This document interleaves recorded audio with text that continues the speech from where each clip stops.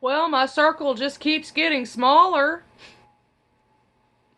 My so-called best friend just told me to fuck off and have a nice life. Because I happened to mention to them that they need to stop trying to help people so much because it's backfiring on them. Have you all ever known people that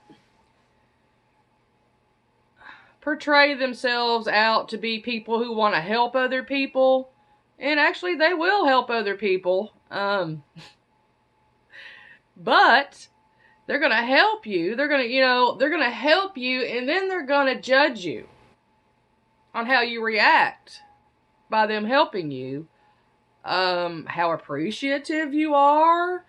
If they think that you're not appreciative or that you're not trying to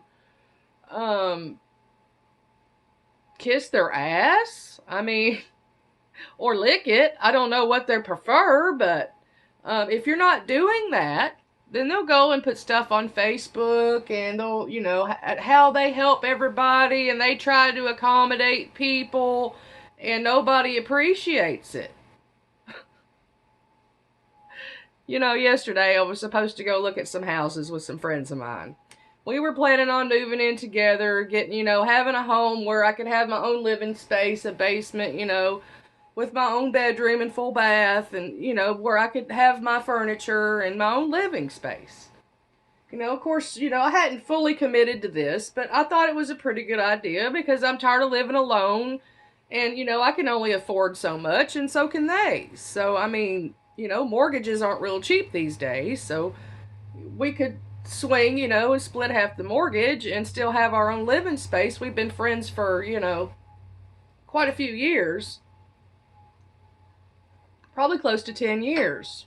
But I've noticed in the past, I mean, I've just had other issues with these people. It's like after you have a narcissist, after you get with a narcissist, you're not really aware of these kind of people and how they operate. Now, you probably already have people in your life that, are dysfunctional and you don't realize it until after the narcissistic abuse.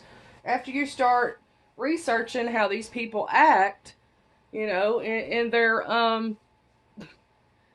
just the stunts that they pull. And another thing I noticed about my friends is, especially the female friend that I almost considered to be my best friend, but best friends communicate. Best friends talk every day. Best friends, you could dial your best friend up. And if you need something, your best friend should be there. But it was never like that with us. I mean, yeah, we hung out. We went on vacation together. We socialized sometimes. But it's not that close-knit relationship like you should have with a best friend. It never has been. In the past, this behaviors that I've seen from these people, they're all over the place. When you make plans with them, the plan might change 25 times from, today till tomorrow. When you go out to dinner, my friend would always run the waitstaff to death. She would just, ask for stuff that she didn't need. She would put her finger in the food when it came, and if it was cold, she'd send it back. My food would be fine, and hers, she would always have a problem with it and always send it back, and they would rectify the situation, bring her food, and then she didn't want it. She didn't want it now. And I noticed, that really bothered me for a long time with these people going out to dinner. And I'm not the only one that had noticed this about my friend. Anybody else who had dined with them on a regular basis knew this as well. I mean, we all joked about it. But these are little traits that you have to look out for people. I'm not necessarily calling my friends narcissists. I think they're more on the borderline. The borderline, I guess you would say, persuasion of dysfunctionality. They definitely have narcissistic traits. With, treating the waitstaff bad, always expecting everybody something out of somebody. If you help somebody, if you truly want to help somebody, you don't expect anything in return. That's what helping people is about. When you have somebody who wants to help you or is throwing money at you and you don't even ask for it, you don't ask to borrow money, but they're throwing money at you to help you because they know you need the help, that they're aware of it, but you're not asking for it, and they throw it at you. Don't take it. Don't take it, because most of the time, with these people, they're going to hang that over your head. They're just going to see how you react, how fast you're trying to pay them back, if you're appreciative or not. And they're going to throw little comments all the time about how you owe them and that you should be doing whatever they're asking you to do without question because you're in debt to them. Then they'll post things on Facebook of how they accommodate people and they help people that are so unappreciative. That's not helping people. That's helping people with an agenda. That's dysfunctional. When you help somebody, for instance, if you know a good friend or a family member that needs help, and this has happened to me with my family, they've come to me in a desperate time of need and helped me out and don't expect me to pay them back. And they don't hold anything. They don't judge and see how appreciative I am or how I'm going to act or respond, or is she even going to try to pay us? It's not like that.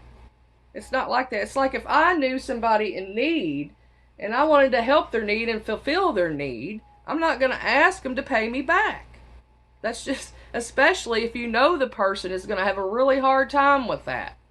If you know that, they work multiple jobs, they're just one person living and taking care of everything, they're going to have a hard time paying you back. This is what kind of people I've been dealing with. They never, ever, ever say or do what they say they're going to do. They never, ever, ever, ever have communication.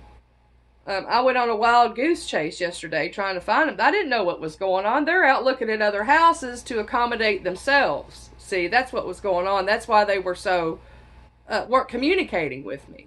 We had another house to go look at that would accommodate me, but they're not filling me in on the whole story. They're looking at houses behind my back to accommodate themselves, which that's fine. They can do whatever they want. But they shouldn't even have me in the equation to begin with. This is not... And then they put this thing on Facebook today talking about how people are just so unappreciative and when they help them and they're trying to accommodate them. So I made a comment and I told them how they're helping people is starting to backfire on them, because they don't only do this to me, they do it to other people. They always have someone staying at their home, someone who needs help. They'll have different people staying there. Some are family members, some are not. And I always kind of wondered, why they do that. Well, they do it to have I don't know the word I'm looking for here. I guess to have, a hold on a person. You have control over that person. You have something to hold over their head. You feel that they're going to feel indebted to you because you're helping them out. And then they'll turn around and talk bad about you because they think that you're not appreciative. So, their help was just... I told my friend, my supposed best friend, that them helping people is starting to backfire on them. And she told me, have a nice life, Michelle. Go fuck yourself. So, I'm not upset. Do you see any tears? No, because I know this was not my best friend. Now, she might have been a friend, and I might have thought she was my best friend years ago. And that's another thing. When people lie to you, that's not a friend.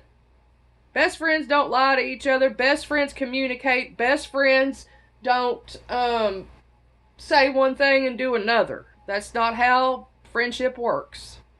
So, I just wanted to share how small my circle is getting. It's down to me and Jigger and Gemma now. Now, I might still have a couple of other friends out there. I'm not real sure. But I don't even care anymore. I really don't care if I have to self-isolate for the rest of my damn life to stay away from these dysfunctional people. So, I just wanted to share my rant out there, and I hope you all have a great narc-free afternoon, and keep those friendships narc-free too. Watch out for all those traits. Bye-bye.